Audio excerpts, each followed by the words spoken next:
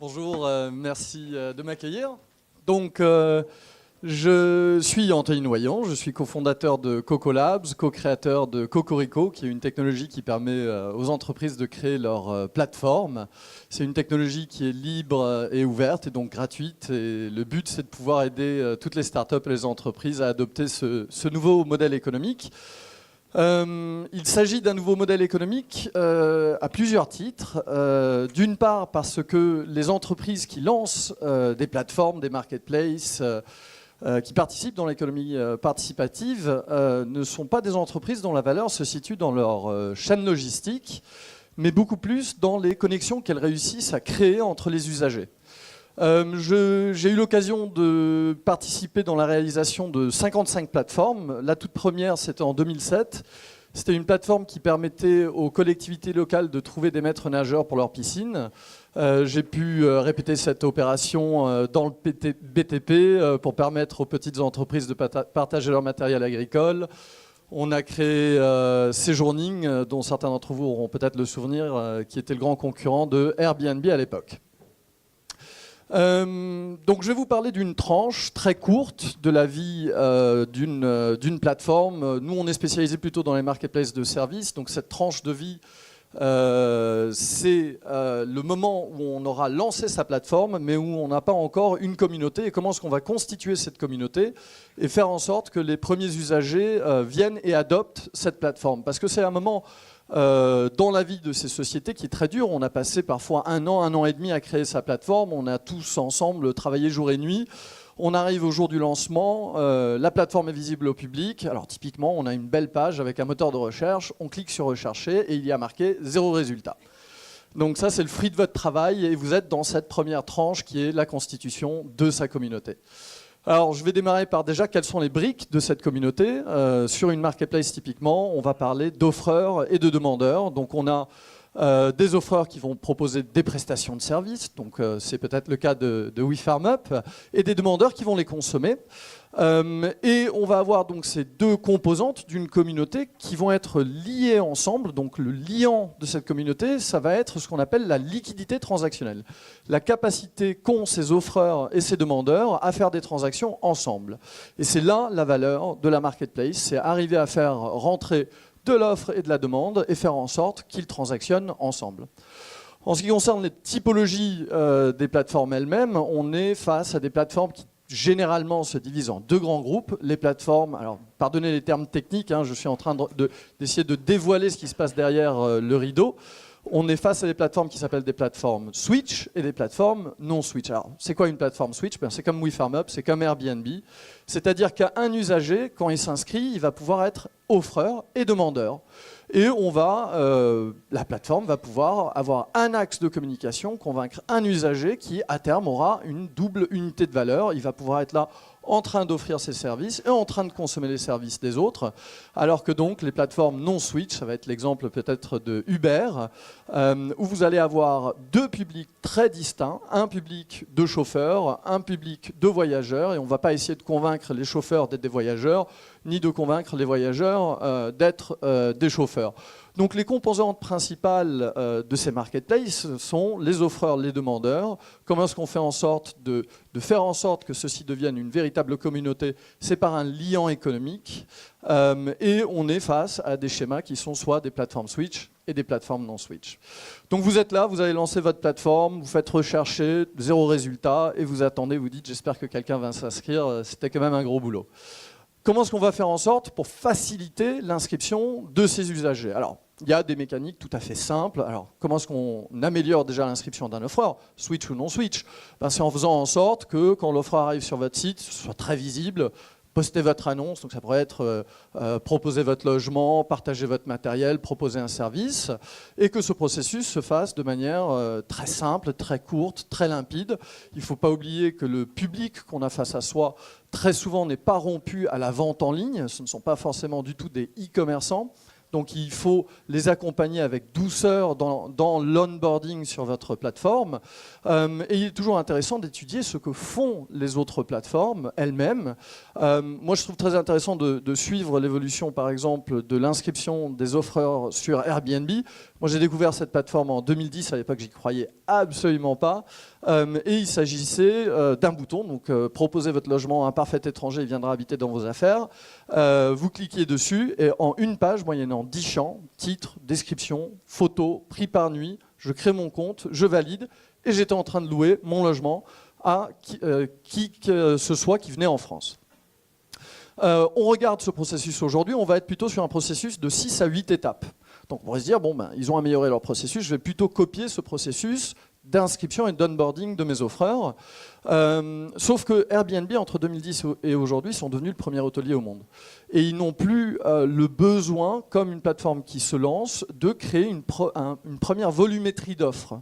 Donc là où avant, ils voulaient inscrire un maximum de personnes aussi vite que possible, aujourd'hui, ils sont beaucoup plus en train de curer l'offre qui s'inscrit et d'assurer une qualité maximale de ce qui va être proposé sur leur plateforme.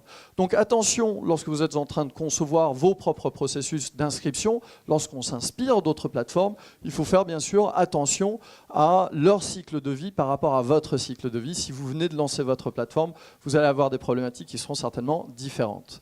Donc là, on a vu des choses qui sont assez évidentes concernant l'inscription des offreurs. En ce qui concerne les demandeurs, comment est-ce qu'un demandeur s'inscrit, comment est-ce qu'il s'onboard? Quel est cet acte? C'est un acte d'achat.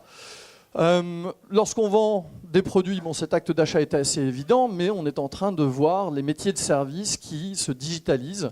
On propose de plus en plus de services. Si vous lisez la presse, quand on parle d'ubérisation, vous remarquerez dans les articles qu'on parle quasiment que de métiers de service. C'est une transformation qui est profonde.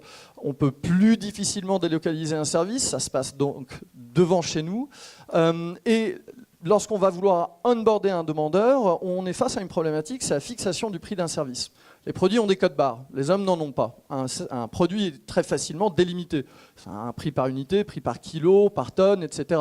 Un service, il est unique déjà par la personne qui va rendre ce service.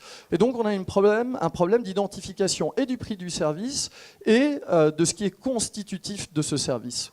Et on voit dans ce qui se fait parmi les plateformes, certaines plateformes qui ont réussi une standardisation extrêmement forte du service et donc une capacité à onboarder un demandeur très simple, et d'autres plateformes qui n'arrivent pas du tout à standardiser le service, et cette expérience pour le demandeur va être plus douloureuse ou en tout cas plus longue. Donc l'exemple du service totalement standardisé, c'est Uber. Je rentre un lieu de départ, un lieu d'arrivée, on suppose que je pars tout de suite, le prix m'est restitué, le service est le même, que je sois à Rome ou à New York, à tel point que je n'ai même pas besoin de choisir mon prestataire, je sais quel va être ce service, donc j'ai juste à accepter, le paiement se fait, et on est là dans un acte d'achat qui permet un onboarding d'un demandeur qui est immédiat, transparent et limpide. Si on va sur des plateformes dont le service est un petit peu moins standardisé, on prend l'exemple de Airbnb, je vais donc arriver sur une page d'accueil, moteur de recherche, je vais dire où est-ce que je veux trouver mon logement, date de début, date de fin, rechercher. Et là, je vais devoir renseigner d'autres paramètres. Nombre de personnes, est-ce qu'il y a des besoins d'accessibilité particuliers, est-ce que ça doit être adapté peut-être à des enfants. Et c'est en renseignant ces critères que je vais obtenir les services qui me correspondent. Et c'est à ce moment-là que leurs prix me sont constitués. Je vais donc ensuite sélectionner le service qui me correspond le mieux, le commander, et je peux faire un achat en ligne immédiatement. Dans l'exemple opposé où il y a une non-standardisation du service et donc une plus grande difficulté à onboarder un demandeur, on va souvent trouver les plateformes qui font du bricolage et des travaux. Si je veux changer un évier chez moi, ce n'est pas toujours la même chose. Est-ce que la tuyauterie est en plomb? Est-ce qu'on est obligé de changer ça aussi? Comment est situé l'espace? Quel type de matériel vais-je avoir besoin? On se situe donc sur des plateformes qui s'appellent typiquement des places de marché inversées, où on va demander au demandeur de décrire de manière très précise son besoin. Ce besoin va être envoyé à un certain nombre d'offreurs, parce que le but d'une plateforme et d'une marketplace, c'est d'avoir un choix. Et les offreurs, eux, vont constituer le prix pour la plateforme. La plateforme est dans l'incapacité technique de matérialiser un prix. Et donc, on doit déléguer ce travail à l'offreur, qui met un certain temps. Et ensuite, au compte-gouttes, je vais recevoir mes devis. Je vais au moins pouvoir comparer les prix, mais pas la qualité de service ni ce qui est proposé. On est donc là dans le cas d'un prix non standardisé, d'une expérience pour le demandeur qui va être plus laborieuse. Et donc, lorsqu'on essaye de faire en sorte que les demandeurs s'onboardent aussi simplement que possible, on va essayer de viser une standardisation du prix. Et c'est aussi pour ça qu'on va trouver qu'il y a de plus en plus de plateformes qui vont faire une très forte spécialisation, parce que la spécialisation va permettre de faire émerger un prix immédiatement au moyen de la plateforme elle-même. Donc on a parlé des mécaniques de base de facilitation, d'inscription et donc d'onboarding des offreurs et des demandeurs. Maintenant, il y a la question de l'œuf et de la poule. Qui est-ce que je prends en premier? Est-ce que je prends d'abord mes demandeurs? Est-ce que je prends d'abord mes offreurs? Est-ce que je fais les deux en même temps? Bon, faire les deux en même temps, c'est très compliqué pour de nombreuses raisons. On ne peut pas être en train de se préoccuper des deux publics. Même lorsqu'on est sur une plateforme Switch, oui, on va avoir un axe de communication, mais les gens qui vont s'inscrire sur votre plateforme, ils vont avoir en tête un usage. Je vais être offreur, je vais être demandeur. Donc, nous, au fur et à mesure qu'on a créé ces plateformes, on en est arrivé à la conclusion qu'il vaut mieux démarrer par l'acquisition de l'offre et ensuite passer à l'acquisition de la demande. Alors, il y a plusieurs éléments qui nous ont menés à cette conclusion. Si vous avez une plateforme qui est vide d'offres, un demandeur ne peut pas matériellement faire son acte de demandeur. Il va faire sa recherche, il va y avoir 0 résultat, il ne peut pas mécaniquement être un demandeur sur votre plateforme. Alors que l'acte de devenir offreur, ça va être l'acte de poster son service, de déposer son annonce. Et donc on va atteindre déjà une première satisfaction qui, elle, est possible vis-à-vis de nos offreurs.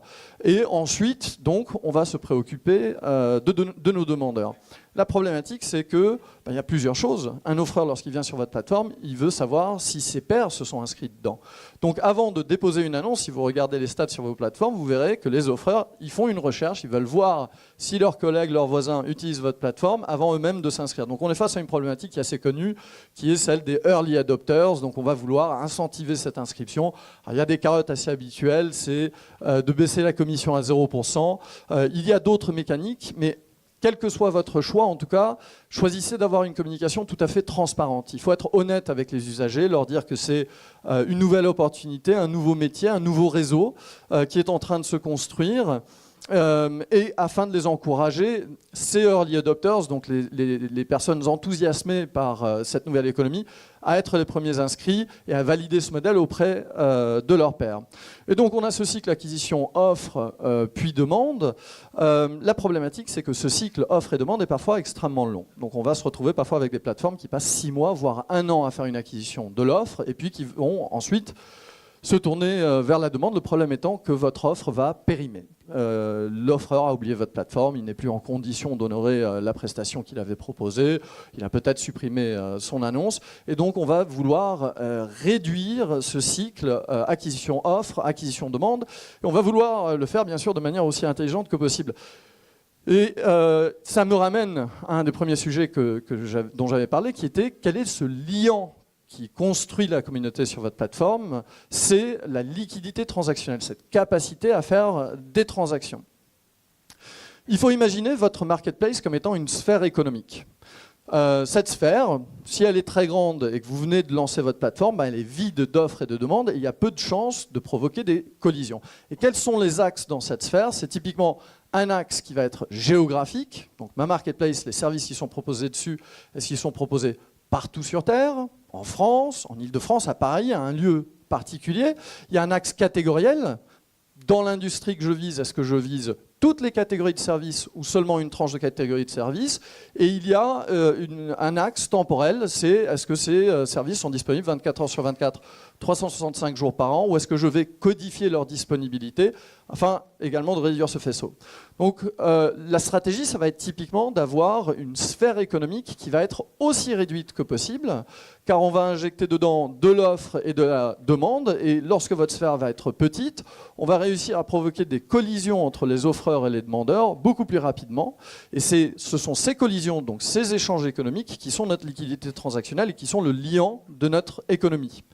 Et donc la stratégie, ça va être de faire un lancement sur des axes qui vont être beaucoup plus réduits. Donc je vais vous donner un exemple. Si je lance une marketplace d'accordeurs pour piano, je vais peut-être choisir de faire ça sur Paris. Donc moi personnellement, ça serait mon choix. Je vais me dire, ok, je suis dans ma phase d'acquisition de l'offre, donc je vais réunir 20 accordeurs pour piano qui aiment bien la technologie, qui ont les derniers smartphones, Je leur dis que c'est un projet superbe.